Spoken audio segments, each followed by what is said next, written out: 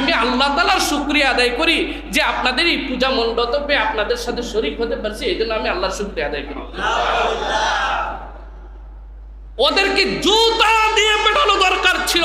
যদি পূজা মণ্ডপে তোমার যেতেই হয়, পূজা মণ্ডপে যদি যেতেই হয়, এই লেবাস ছাড়ো, এই লেবাস ছেড়ে পূজা মণ্ডপে যে আল্লাহর শুকরিয়া আদায় করার অধিকার তোমাকে কেউ দেয় না। কত বড় শয়তানি আপনি চিন্তা করছেন। আল্লাহর শুকরিয়া আদায় করি।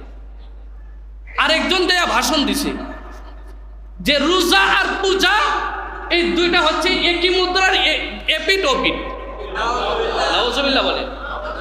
এটাকে হালাল করার জন্য আবার কাজী নজরুলের কবিতা যে মুরা একই বৃন্তের দুটি ফুল, হিন্দু মুসলমান, মুসলমান তার নয়ন মণি, হিন্দু তাহার প্রাণ। কাজী নজরুলের কবিতায় না এটাকে হালাল করে। তো আল্লাহ যেটাকে হারাম করছে, কাজী নজরুল কেন, সারা পৃথিবীর মানুষ আনলো সেটা হালাল হয়ে যাবে? কাজী নজরুল আমাদের বিদ্রোহী কবি, তিনি মারা গেছেন, আমি তার সম্পর্কে কথা বলতে চাই না। তিনি আমাদেরকে বহু বিপ্লবী কথা শুনিয়েছেন, কিন্তু আপনারা তার একটু ব্যক্তিগত জীবন নিয়ে অ্যানালাইসিস করুন। তার ব্যক্তিগত জীবন, তার পারিবারিক জীবনে ইসলাম এবং কতটুকু ছিল, ধর্ম কতটুকু ছিল, আপনি একটু চিন্তা করে দেন। আপনি আরো অবাক হবেন, আরো অবাক হবেন। আমি কারো নাম নিচ্ছি না, নাম নিয়ে আপনাদেরকে বলছি, এই কথাগুলো আমাদেরকে বলতে হবে। একজন আলেম, তাদেরকে আমরা এবং তাকে আমরা শুধু আমি না, আমরা একজন প্রতিশ্রুতিশীল, জ্ঞানী, চিন্তাশীল, মেধাবী আলেম মনে করি। তিনি পূজা মণ্ডপে গেছে রাজনীতি করার জন্য। মানে এখন রাজনীতিটাকে এমন একটা জঘন্য, একটা নোংরা পর্যায়ে নিয়ে যাওয়া হয়েছে।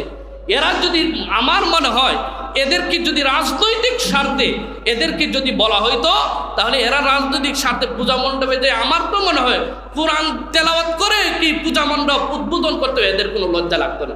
রাসূল সাল্লাল্লাহু আলাইহি ওয়াসাল্লাম সতর্ক করলেন যে, হে লোক সকল, হে আমার আত্মীয় স্বজন, হে মক্কাবাসী, আপনাদেরকে আমি সতর্ক করছি, জেনে রাখেন, মূর্তি পূজা ছেড়ে দেন, মূর্তি পূজা ছেড়ে দেন, শিরিক ছেড়ে দেন।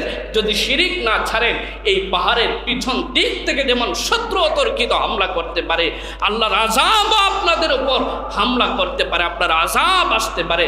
রাসূল সাল্লাল্লাহু আলাইহি ওয়াসাল্লাম এই যে শিরিক সম্পর্কে সতর্ক করা শুরু করেছিলেন, সারা জীবন বড় নবী আমাদেরকে শিরিক সম্পর্কে সতর্ক করেছেন।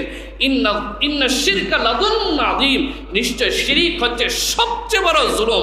নবী সাল্লাল্লাহু আলাইহি ওয়াসাল্লাম সারা জীবন আমাদেরকে শিরিক সম্পর্কে সতর্ক করেছেন।